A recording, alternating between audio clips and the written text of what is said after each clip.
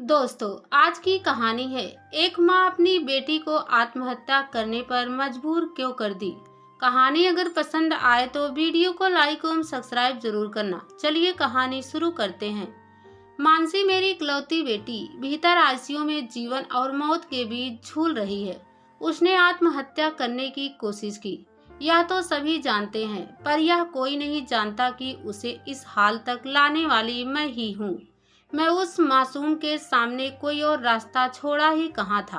कहते हैं आत्महत्या करना कायरों का काम है, पर क्या मैं कायर नहीं जो भविष्य की दुखद घटनाओं की आशंका से वर्तमान को ही रौंदती चली आई। हर माँ का सपना होता है कि वह अपनी नाजों से पाली बेटी को 16 श्रृंगार में पति के घर विदा करे। मैं भी इसका अपवाद नहीं थी। तिनका तिनका जोड़कर जैसे चिड़िया अपना घोंसला बनाती है, वैसे ही मैं भी मानसी की शादी के सपने सजोती गई। वह भी मेरी अपेक्षाओं पर हमेशा खरी उतरी। वह जितनी सुंदर थी उतनी ही मेधावी भी।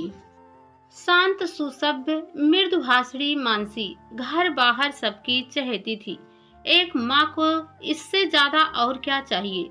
देखना अपनी लाडो के लिए मैं चांद सा दूल्हा लाऊंगी, मैं सुशांत से कहती तो वे मुस्कुरा देते। उस दिन मानसी की 12वीं कक्षा का परिणाम आया था।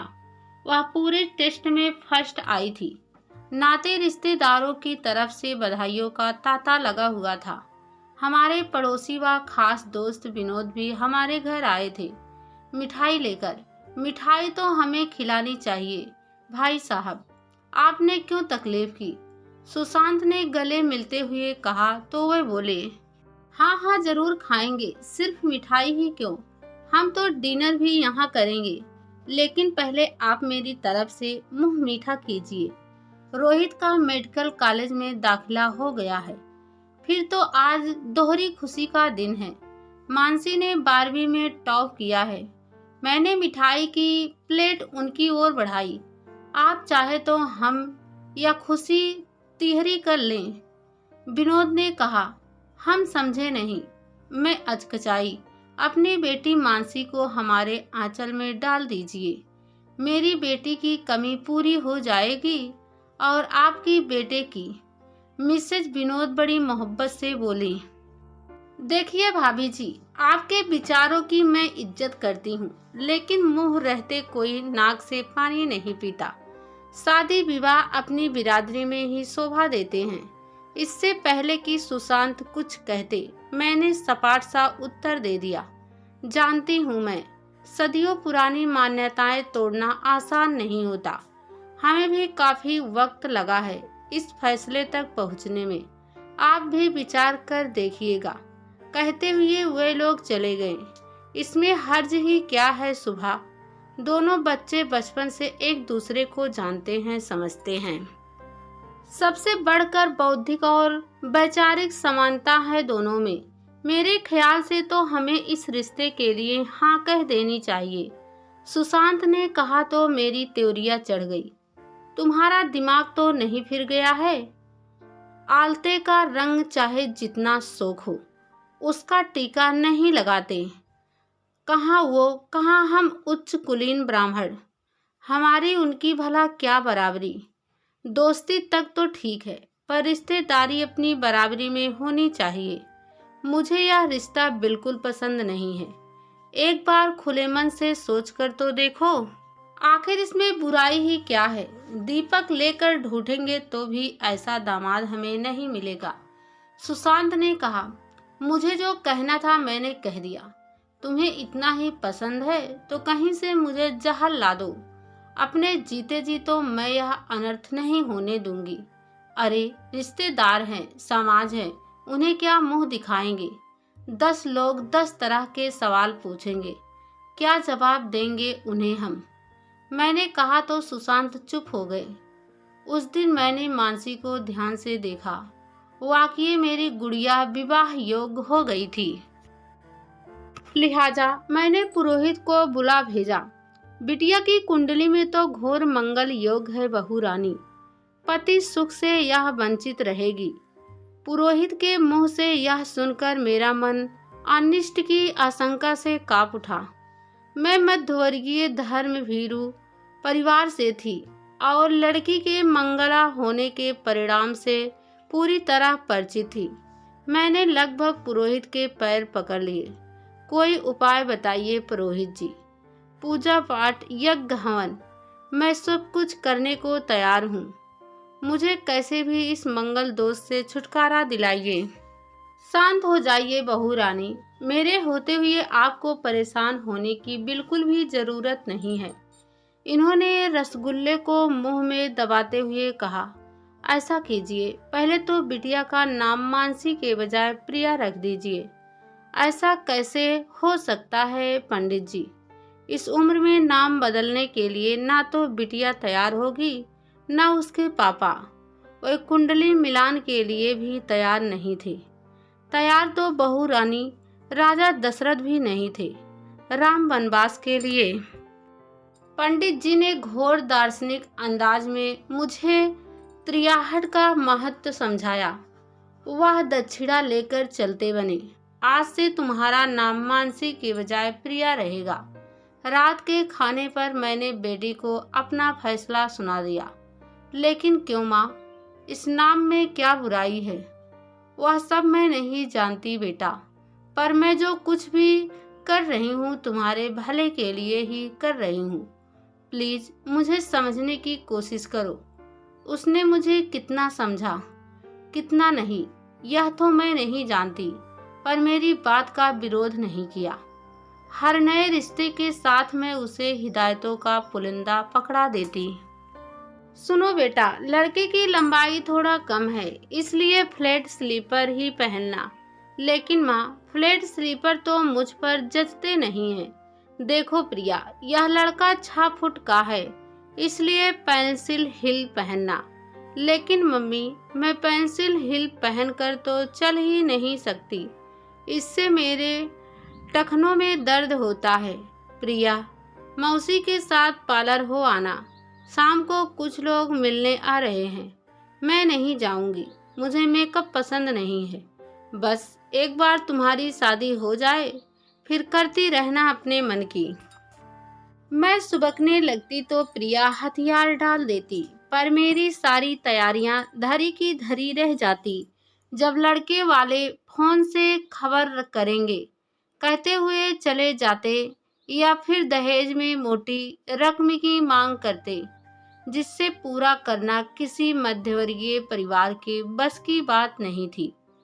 ऐसा कीजिए बहू रानी, शनिवार की सुबह 3 बजे बिटिया से पीपल के फेरे लगवाकर ग्रह शांति का पाठ करवाइए। पंडित जी ने दूसरी युक्ति सुझाई। तुम्हें यह क्या होता जा रहा है माँ? मैं ये जाहिलों वाले काम बिल्कुल नहीं करूँगी। प्रिया गुस्से से भुनभुनाई। पीपल के फेरे लगाने से कहीं रिश्ते बनते हैं? सच ही तो है। शादियाँ यदि पीपल के फेरे लगाने से तय होती तो सारी विवाह योग लड़कियाँ पीपल के इर्द गिर्द ही घूमती नजर आती। सुशांत ने भी हाँ में हाँ मिलाई। चलो माना कि नहीं होती, पर हमें यह सब करने में हर्ज ही क्या है? हर्ज है सुभा, इससे लड़कियों का मनोबल गिरता है, उनका आत्मसम्मान आहत होता है। बार बार लड़के वालों द्वारा नकारे जाने पर उनमें हीन भावना घर कर जाती है। तुम ये सब समझना क्यों नहीं चाहती? मानसी को पहले अपनी पढ़ाई पूरी कर लेने दो। उसे जो बनना है वह बन जाने दो, फिर शादी भी हो जाएगी। सुशांत ने मुझे समझाने की कोशिश की। तब तक सारे अच्छे रिश्ते हाथ से निकल जाएंगे। फिर सुनते रहना रिश्तेदारों और पड़ोसियों के ताने। रिश्तेदारों का क्या है, वे तो कुछ ना कुछ कहते ही रहेंगे। उनकी बातों से डर कर क्या हम बेटी की खुशियों, उसके सपनों का गला घोंट दे? तुम कहना क्या चाहते हो? मैं क्या इसकी दुश्मन हूँ? अरे लड़कियां चाहे कितनी भी पढ़ लिख जाएं, उन्हें आखिर पराए घर ही जाना होता है। घर परिवार और बच्चे संभालने ही होते हैं, और इन सब कामों की एक उम्र होती है। उम्र निकलने के बाद यही काम बोझ लगने लगते हैं। तो हम तुम मिलकर संभाल लेंगे ना, इनकी गृहस्थी संभालेंगे तो तब ना जब ब्याह होगा इसका। लड़के वाले तो मंगला सुनते ही भाग खड़े होते हैं। हमारी बहस अभी और चलती अगर सुशांत ने मानसी की डबडबाई आंखों को देख ना लिया होता। सुशांत ने ही बीच का रास्ता निकाला था।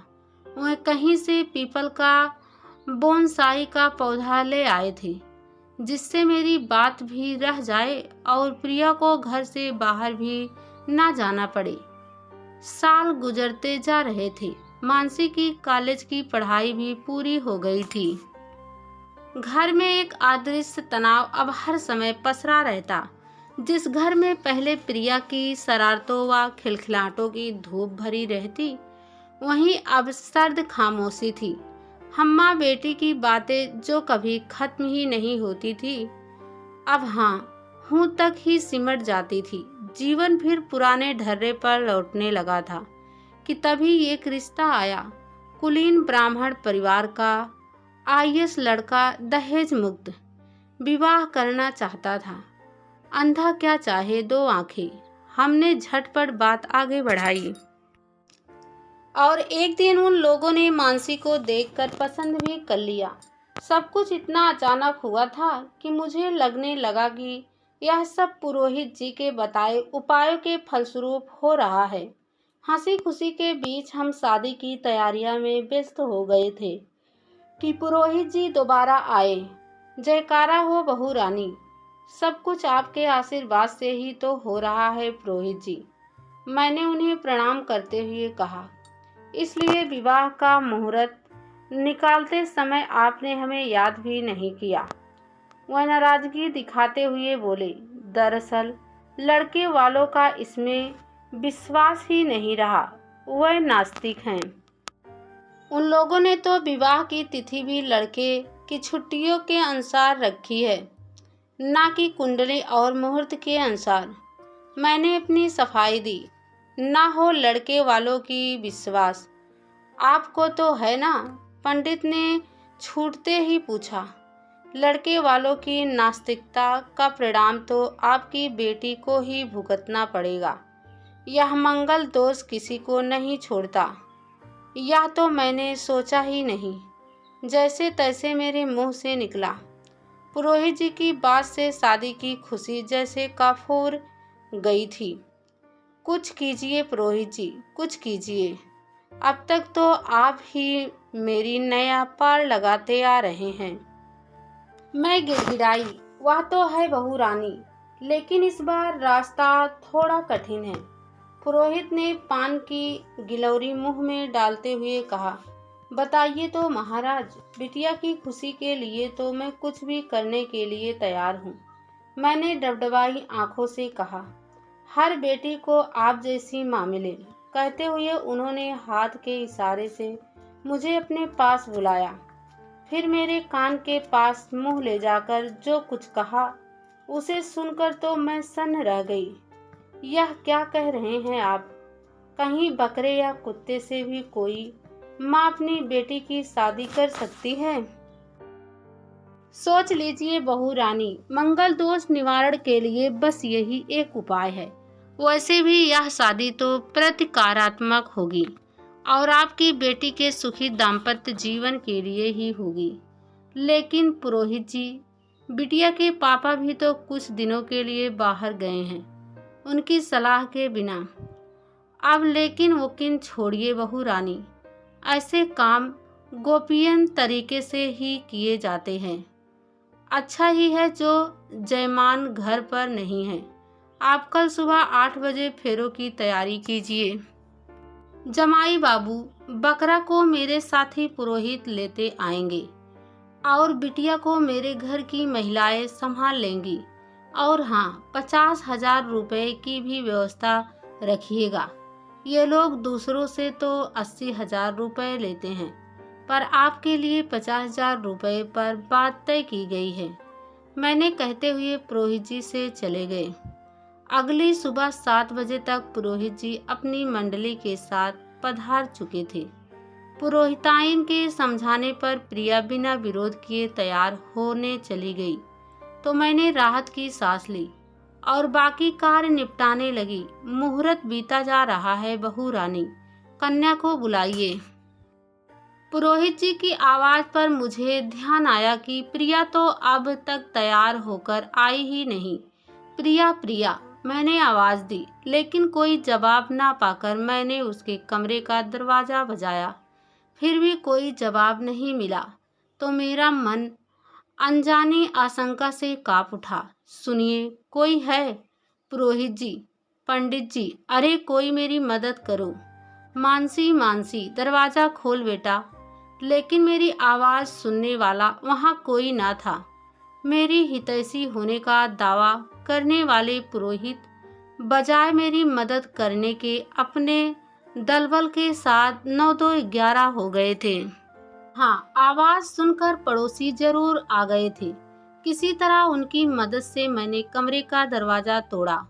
अंदर का भयावह दृश्य किसी की भी कपा देने के लिए काफी था। मानसी ने अपनी कलाई की नस काट ली थी। उसकी रंगों से बहता खून पूरे फर्श पर फैल चुका था और वह खुद एक कोने में अचेत पड़ी थी। मेरे उल जुलूल फैसलों से बचने का वह रास्ता निकालेगी, यह मैंने सपने में भी नहीं सोचा था। पड़ोसियों ने ही किसी तरह हमें अस्पताल तक पहुंचाया और सुशांत को खबर की। ऐसी बातें छिपाने से भी नहीं छिपती। अगली ही सुबह मानसी के ससुराल वाले ने यह कहकर रिश्ता तोड़ दिया कि ऐसे रूढ़िवादी परिवार से रिश्ता जोड़ना उनके आदर्शों के खिलाफ है। यह सब मेरी वजह से हुआ है, सुशांत से कहते हुए मैं फपक पड़ी। नहीं सुभा, यह तुम्हारी वजह से नहीं, तुम्हारी धर्म भीरुता और अंधविश्वास की वजह से हुआ है।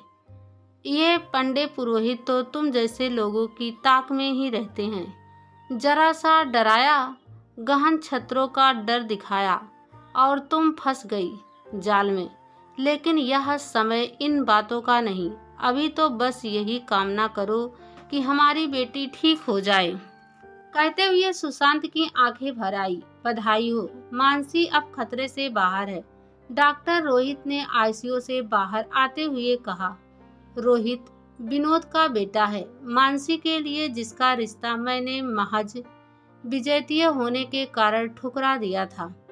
इसी अस्पताल में डॉक्टर है और पिछले 48 घंटों से मानसी को बचाने की खूब कोशिश कर रहा है।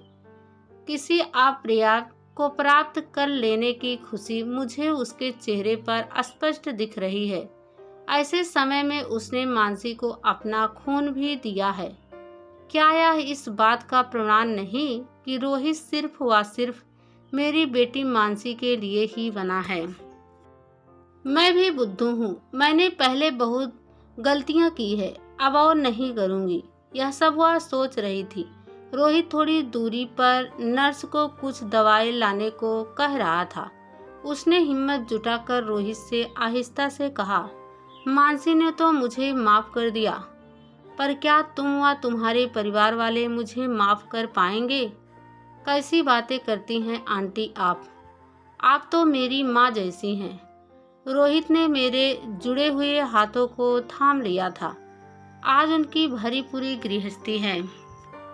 रोहित के परिवार व मेरी बेटी मानसी ने भी मुझे माफ कर दिया है, लेकिन क्या मैं कभी खुद को माफ कर पाऊंगी? शायद कभी नहीं। इन अंधविश्वासों के चंगुल में फंसने वाली मैं अकेली नहीं हूँ। ऐसी घटनाएं हर वर्ग व हर समाज में होती रहती है। मैं आत्मग्लानि के दलदल में आकंठ डूब चुकी थी और अपने बेटी का जीवन बिगाड़ने के लिए कोस रही थी।